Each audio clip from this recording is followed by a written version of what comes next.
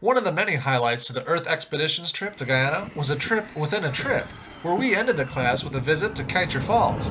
We had the planes fly into the landing strip that was just outside the last place we were staying, at the Sarama Eco Lodge, and we packed up all the gear for one final adventure. Whoa! There's like a propeller right here.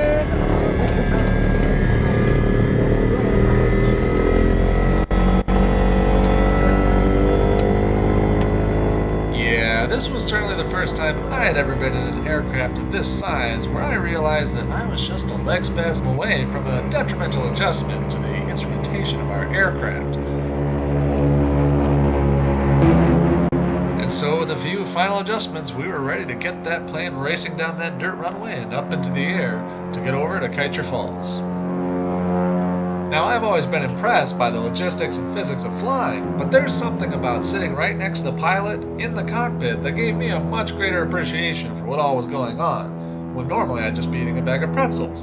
But flying low over the forests of Guyana was incredible, except for some of those views where we saw gold mining and the devastation it can cause.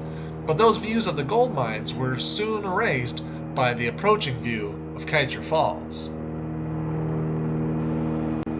Having to fly into the falls actually worked out for the better, as the pilot gave us the heads up to get those cameras ready, as oftentimes the view is obstructed by rain. Lucky us with our sunny approach. While the plane banked towards the airstrip, I found it a little difficult to keep things in focus and filming, all while avoiding the controls right in front of me. But I was able to manage a few views, all while more importantly keeping the plane in the air. Everyone was so amazed by the view, no one seemed to be bothered by everyone reaching over one another to try their shot at getting the best shot. And I would say between the combination of that aerial view with clear skies, we definitely walked away with some memories worth hanging up on the wall.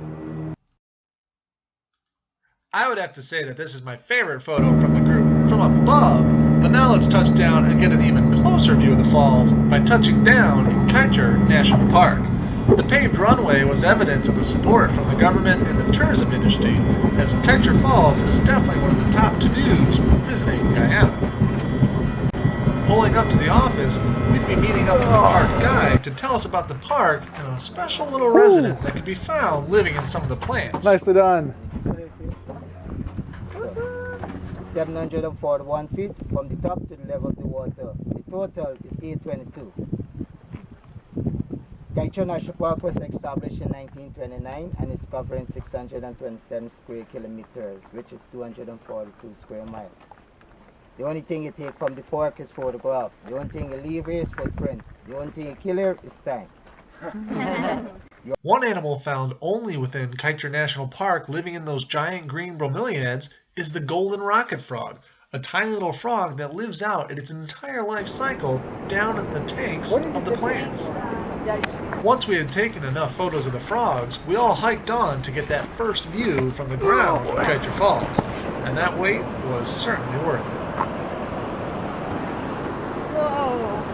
That's phenomenal. Kaieteur is actually two different words, Chur meaning falls, and Kai being the name of the chief of the Patamona tribe who canoed down the Pataro River and over these very falls in self-sacrifice, hoping that this sacrifice would appease Makanaima, the Great Spirit, and to help his tribe from being destroyed by the raiding Caribs, which made standing next to these falls that much more intimidating.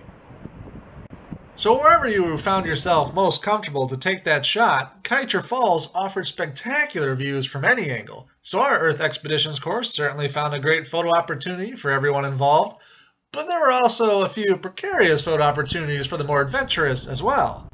Here Matt takes a few photos of Ricardo sitting out on that rock well over the falls.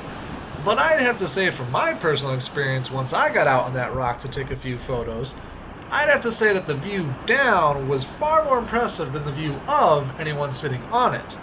Don't believe me? Alright, see for yourself. So there may not be that many safety features around the falls, but that just means there's that many less inhibitors of great views. I mean, where else can you de-stress standing in tropical waters right next to a raging waterfall? And once all that stress washed away into almost 36,000 gallons per second, it was time to pack up and head home. To all the wonderful instructors and classmates, safe travels, amigos!